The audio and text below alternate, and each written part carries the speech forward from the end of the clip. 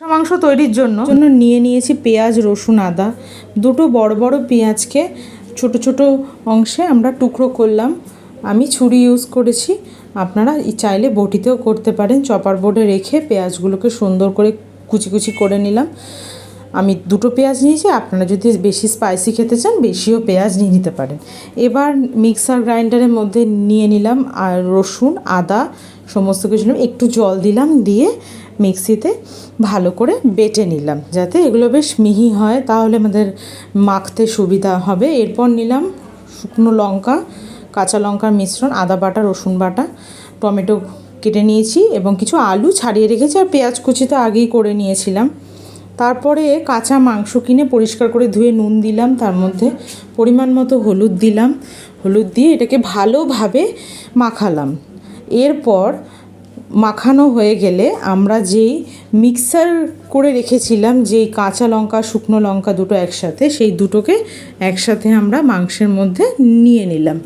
নেওয়ার পরে তার সাথে নিলাম টমেটো কুচি, তারপর বেটে রাখা আদা রসুন বাটা সমস্ত একসাথে আমরা কাঁচা মাংসটার সঙ্গে নিয়ে নিলাম। নিয়ে এটাকে ভালো করে মাখলাম, কারণ ভালো করে যত আপনারা মেখে রাখবেন বা ম্যারিনেট করে রাখবেন তত মাংসটা খেতে টেস্টি হবে। মিক্সির মধ্যে মশলাগুলোটাকে অল্প জল দিয়ে ধুয়ে রেখে দিলাম। কড়াই বসালাম, কড়াইতে সর্ষের তেল দিলাম, ইমামি কাচ্চি ঘানি সর্ষের তেল দিয়ে তার মধ্যে যে আলুগুলো কেটে রাখা ছিল সেগুলোকে একটু ডিপ ফ্রাই করে নেব, তাহলে আলুগুলো দেখতে লাল লাল হবে, খেতেও ভালো লাগবে এবং অনেকটাই আলু সিদ্ধ হয়ে যাবে। কড়ার মধ্যে আলুগুলো দেওয়ার পরে গরম তেলে নাড়াচাড়া করে নিলাম। যতক্ষণ না লাল না হয় ততক্ষণ আঁচ কমিয়ে বাড়িয়ে ভালো করে ফ্রাই করতে থাকলাম। এই যে দেখছেন আলুগুলো, আমি নিয়েছি 8টা মতন আলু, আপনারা চাইলে বেশিও নিতে পারেন। তো এই আলুগুলোকে ভালো করে তেলের মধ্যে নাড়াচাড়া করে দেখুন আস্তে আস্তে লালচে লালচে হয়ে যাচ্ছে। হালকা লালচেও করতে পারেন, আমি একটু ডিপ ফ্রাই করি কারণ একটু আমার ভালো লাগে খেতে, তো ওই জন্য একটু ডিপ ফ্রাই করে এগুলোকে তেল থেকে আমরা উঠিয়ে নিলাম যাতে আলাদা করে। এবার দিয়ে দিলাম গরম তেলের মধ্যে পেঁয়াজ কুচি, পেঁয়াজগুলো আগে থেকে কুচানো ছিল, পেঁয়াজ কুচিগুলো সমস্ত দিয়ে ভালো করে নাড়াচাড়া করলাম, খুন্তি দিয়ে ভালো করে নাড়িয়ে চাড়িয়ে দিলাম। তার মধ্যে দুটো দারচিনিও দিয়ে দিতে পারেন, ভালো লাগে খেতে। আমি তো আগে থেকেই পেঁয়াজের মধ্যে দিয়ে রেখেছিলাম, তাহলে আলাদা একটা খুব সুন্দর গন্ধ আসে।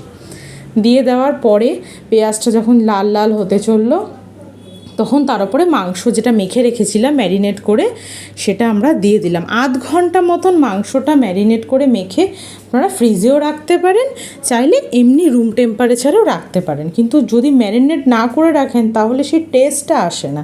তো ম্যারিনেট করা মাংসটাকে আমরা এবার ফুল আঁচে পেঁয়াজগুলো যেটা দিয়েছিলাম তার উপরে দিয়ে ম্যারিনেট করা মাংস, যার মধ্যে আদা বাটা, পেঁয়াজ বাটা, রসুন বাটা, টমেটো, এবার পরিমাণ মতো একটু নুনও দিলাম, একটু হলুদও দিলাম, দিয়ে ভালো করে নাড়াচাড়া করতে থাকবো। একটু লঙ্কা গুঁড়ো দিলাম কালারিংয়ের জন্য, দেখতে সুন্দর লাগে, কারণ আমরা তো কাঁচা লঙ্কা খাই। তো আপনি যদি পাকা লঙ্কা খান বা শুকনো লঙ্কা খান তো আগে থেকেই ওটার লাল রঙ আসবে, না চাইলে দিতেও পারেন, নাও দিতে পারেন, অসুবিধা নেই।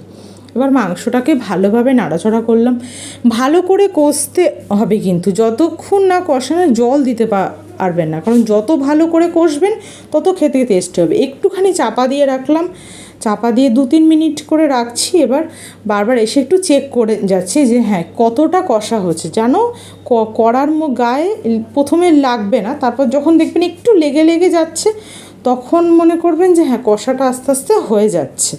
এই দেখুন কালারটা চেঞ্জ হচ্ছে, যত আমি ভালো করে কষবো তত এটার কালার চেঞ্জ হবে। আস্তে আস্তে করে আমাদের সমস্ত ভালোভাবে আমরা কষছি। কষার পরে যে আলুগুলো ভেজে রেখেছিলাম সে আলুটা আমি দিয়ে দিলাম। আলুটা দিয়ে দেওয়ার পরে আবার এটাকে নাড়াচাড়া করলাম সুন্দরভাবে।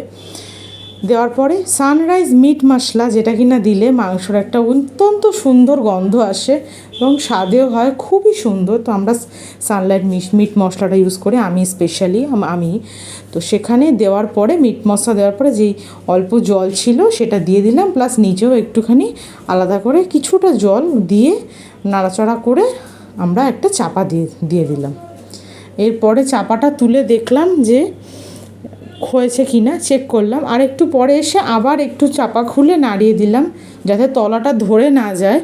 তো মাংসটাকে ভালোভাবে নাড়িয়ে চাড়িয়ে দেখলাম, দেখুন আপনারা কি সুন্দর কালার এসে। আলুটা একটু চেক করে নিলাম যে সেদ্ধ হয়েছে কি না। তো এইভাবে মোটামুটি হয়ে গেল সুন্দর একটা কষা মাংস। ভালো লাগলে অবশ্যই ভিডিওটি শেয়ার করবেন, লাইক করবেন অ্যান্ড চ্যানেলটি সাবস্ক্রাইব করবেন। এইভাবেই নতুন নতুন রান্নার আপডেট পেতে চ্যানেলটি ফলো করুন, পদ্মস কিচেন।